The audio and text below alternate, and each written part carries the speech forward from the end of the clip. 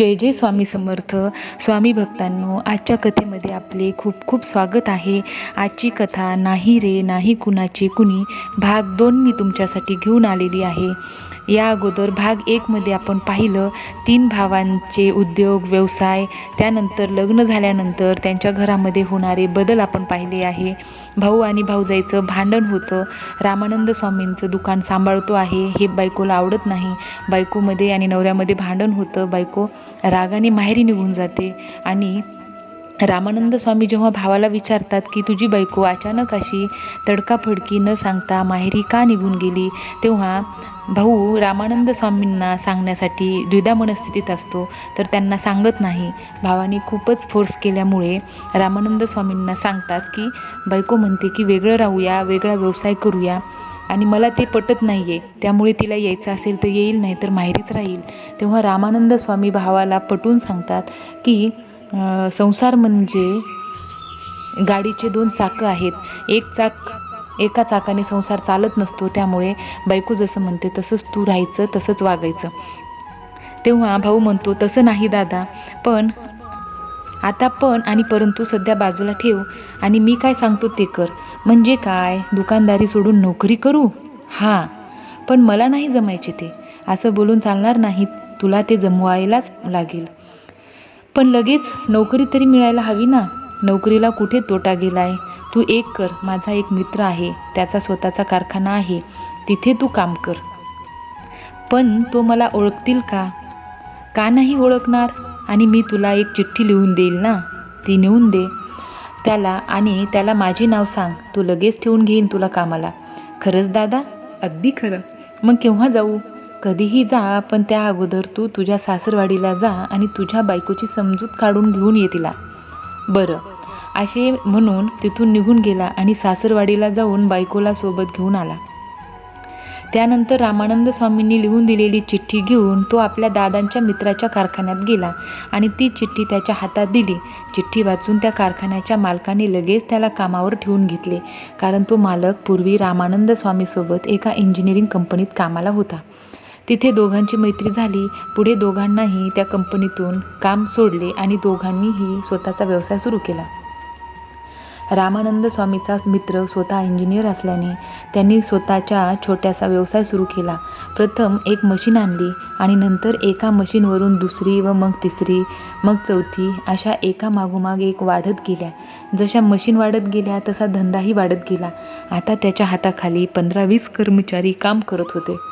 आता सदानंद पण तिथेच कामाला लागला. अगदी तिच्या मनासारखे झाले होते. ही तिची पहिली जीत होती. आता पुढचा डाव खेळायचा होता तिला. तो डाव म्हणजे दोन्ही भावांना एकमेकांपासून वेगळे करणे. पण मुख्य अडचण ही होती की दुकान आणि राहती खोली दोन्ही गोष्टी रामानंद स्वामीच्या नावावर होत्या. त्यामुळे त्या गोष्टी हस्तगत करणे थोडे कठीण काम वाटत होते तिला. म्हणून ती योग्य संधीची वाट पाहत होती आणि एके दिवशी तिला हवी असलेली संधी चालून आली आपोआपच. त्याचे असे झाले की रामानंद स्वामींची पत्नी जानकीबाई गर्भवती होत्या. त्यांना 7वा महिना सुरू झाला होता. पहिलं बाळंतपण आईवडिलांच्या घरी केले जाते, म्हणून तिच्या माहेरची माणसं आली आणि तिला सोबत घेऊन गेली. आता घरातला सारा कारभार आपोआपच तिच्या हातात आला. तशी तिने आपल्या मनमानी कारभार सुरू केला. जरुरीपेक्षा जास्त स्वयंपाक बनवणे आणि उरलेले अन्न कचरा पेटीत किंवा गटारात फेकून देणे वगैरे. एक दिवस रामानंद स्वामींनी पाहिले तेव्हा ते म्हणाले, पारू, अशी अन्नाची नासधूस करू नये. असे केल्याने अन्नपूर्णा देवता नाराज होते. तेव्हा तिने लगेच प्रत्युत्तर देत म्हटलं, आम्ही आमचे खातोय ना, मग तुमचं काय जातंय त्यात? आणि तसं पण तुम्हाला फुकटचं गिळायला मिळते, ते मुकाट्याने गिळा, नुसत्या पंचायती करू नका. आणि ते पण जमत नसेल तर आपल्या जेवणाची दुसरीकडे कुठेही सोय करा. तेवढ्यात तिथे सदानंद आला आणि त्याने पार्वतीबाईचे शेवटचे वक्तव्य ऐकले होते, म्हणून तो तिच्यावर चिडून म्हणाला, पारू, तू काय बोलतेस हे कळते का तुला? हो कळते, म्हणूनच बोलते. दादाचा अपमान करतेस. तुला काही लाज येण्यासारखे मी काहीच केलेलं नाही. आणि तुमच्या दादा साहेबांना सांगून ठेवा, त्यांनी आमच्याशी वाद घालू नये. मी माझ्या नवऱ्याच्या कमाईचे खाते, अर्थात त्यांना मला बोलण्याचा काहीही अधिकार नाही आहे. हरामखोर, पुढे बोलतेस. असे बोलून त्याने तिला मारण्यासाठी आपला हात उगारला, परंतु रामानंद स्वामींनी तो वरचेवर पकडला आणि म्हटले, सदा काय करतोयस तू? त्यावर ती गळा काढून म्हणाली, मारा मारा, आता तुम्ही पण मारा, तेवढंच शिल्लक होतं बाकी. तिच्या या वक्तव्याने सदानंद गोंधळला. त्याला प्रश्न पडला, अजून कोण मारते हिला? सत्यता जाणून घेण्याच्या हेतूने त्याने विचारले, अजून कोण मारते तुला? जसं तुम्हाला काहीच माहितीच नाही आहे. खरंच नाही माहीत मला, म्हणून विचारतोय. हे तुमचे दादासाहेब मारतात मला. पारू, खोटं का बोलतेस तू? मी खोटं बोलते? बघा बघा, तुमचे दादासाहेब माझ्यावर कसा आळ घेत आहेत ते. दादा, काय ऐकतोय मी हे? तुझे ऐकलंस ते सारं खोटं आहे. हो, मी बोलते ते सर्व खोटं आणि तुम्ही बोलताय ते सगळं खरं. सत्यवादी राजा हरिश्चंद्र ना तुम्ही? सॉरी, चुकलं माझं, पुन्हा नाही विचारणार तुला कधी. उगाच वाद नको म्हणून त्यांनी माघार घेतली आणि निमूटपणे तेथून निघून गेले. तसा तिला अजूनच जीव आला. तशी रामानंद स्वामींना सहज ऐकू येईन एवढ्या मोठ्या आवाजात बोलली की बघा बघा, किती सभ्यपणाचा आव आणतात ते. आणि तुम्ही माझ्यावर हात उगारलात, आता मी राहणारच नाही इथं, मी चालली आपल्या माहेराला. असे म्हणून भूमीवर पाय आपटत ती बेडरूममध्ये निघून गेली. रामानंद स्वामीने ऐकले आणि मागे परतले. आपल्या धाकट्या बंधूला समजावत म्हणाले, जा, समजूत काढ तिची. म्हणावं की यापुढे तुला काहीच बोलणार नाही. पण असं काय बोललास तू तिला लागण्यासारखे? तुझा विश्वास आहे का माझ्यावर ते आधी सांग. म्हणजे काय, विश्वासाशिवाय बोलतोय का मी? मग ऐक मी काय बोललोय ते. असे म्हणून त्याने खरे होते ते सगळं सांगून टाकलं. ते ऐकल्यानंतर तू चिडून बोलला. मग काय चुकीचं बोललास तू? हे बघ, आता तू तिच्याशी वाद घालू नकोस. शक्यतो समजूत काढ तिची, ऐक माझं. ठीक आहे, अशी बोलून तो आपल्या खोलीत गेला तर पाहतो तर काय, ती आपले सारे कपडे बॅगेत भरत आहे. तिला असं करताना पाहून तो म्हणाला, अगं असं काय करतेस वेड्यासारखं? मी वेडी काय?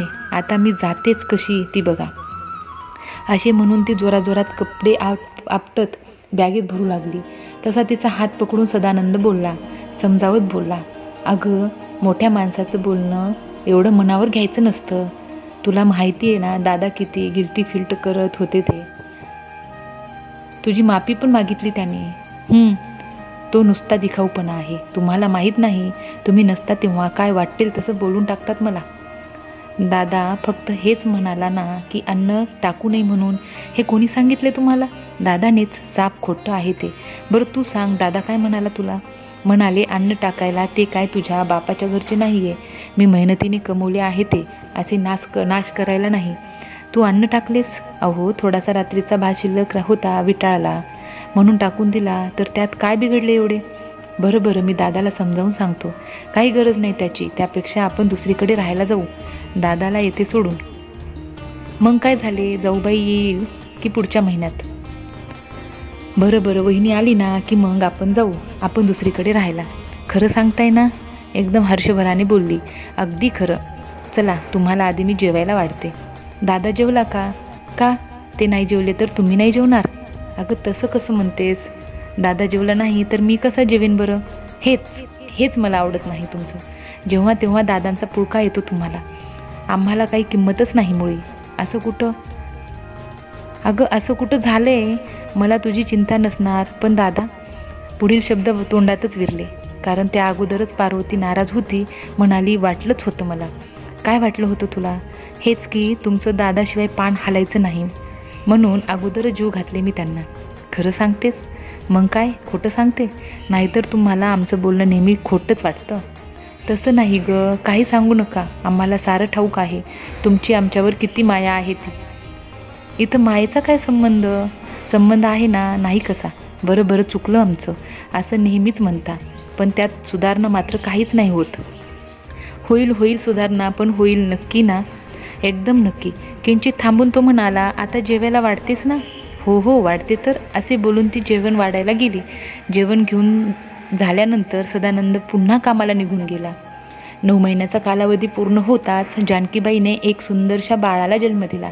ही आनंदाची वार्ता समजताच रामानंद स्वामींना पुत्रमुख पाहण्याची खूप इच्छा झाली. त्यांनी आपली ही इच्छा सदानंदजवळ बोलून दाखवली. सदानंदाला सुद्धा तितका आनंद झाला होता. तो म्हणाला, दादा मला पण माझ्या पुतण्याला पाहायचे आहे, परंतु आपण दोघे एकदम जाऊ शकत नाही, म्हणून तू आधी जाऊन ये, मग मी जाईन. ठीक आहे, तू एक काम कर, 4 दिवसाची रजा तुझ्या मालकाला सांगून ये आणि मी गावाहून परत येईपर्यंत तू दुकान सांभाळ. त्या दोघांच्या वार्तालाप पार्वतीबाईने ऐकला. तशी ती रागारागानेच म्हणाली, वा, तुमचं दुकान ते सांभाळणार आणि त्यांची नोकरी कोण करणार? अगं फक्त 4 दिवसाचा प्रश्न आहे. 4 दिवसात दादा परत येईल, होय ना दादा? हो, रामानंद स्वामी उत्तरला. पण त्या 4 दिवसाचा पगार कोण देईल? तेव्हाच रामानंद स्वामी म्हणाले, पारू, त्या दिवसाचा पगार मी देईल सदाला. अरे दादा, तू पण काय तिच्या नादाला लागतो आहेस? नादाला नाही, हे खरं तेच म्हणाली ती. तुम्हाला मध्यस्थी करायची गरज नाही, आम्ही नवरा बायको बघून घेऊ काय करायचे ते. काय बोलतेस तू? बरोबर तेच बोलते, त्यांना गरज नाही आमच्या भांडणात भाग घेण्याची. खरे तुझं, मीच चुकलो बाई. चुकलं ना, मग आता गप्प राहा. पारू, फार झालं हां आता तुझं. प्रत्येक वेळी दादांचा अपमान करतेस तू, खपून नाही घेणार मी. सदा जरा शांत राहा, नको वाद वाढूस. रामानंद स्वामी एकदम शांत पूर्ण स्वरात बोलले, दादा, नाही मला हे सहन होत. अरे असा अपमान नाही होत कुणाचा. म्हणजे हे बघ, एखाद्या माणसाने आपल्याला एखादी वस्तू देऊ केली, परंतु ती आपण नाही घेतली, तर मग ती वस्तू कोणाजवळ राहील? त्याच्याकडेच. त्याने चटकन उत्तर दिले. हा, मग इथं पण तेच समज. तिने माझा अपमान केला, पण मी तो मनाला लावून घेतलाच नाही. दादा, माझी समजूत काढतोस. मी आता लहान नाही. असं काही जरुरी नाही की फक्त लहानाची समजूत काढली जाते. कधीकधी मोठ्यांची पण समजूत काढावी लागते. काय असतं, माणसाच्या स्वभावाला काही औषध नसतं. पारूचाही तोच प्रॉब्लेम आहे. म्हणून त्याला उपाय एकच, तिच्याशी वाद न घालता गप्प बसायचं, बस. तर इथे ही कथेचा दुसरा भाग संपला आहे. कथेचा तिसरा भाग ऐकण्यासाठी माझ्या चॅनलला सबस्क्राईब करा आणि ही कथा तुम्हाला कशी वाटली हे कमेंट बॉक्समध्ये कमेंट करून मला नक्की कळवा. श्री स्वामी समर्थ. जय जय स्वामी समर्थ.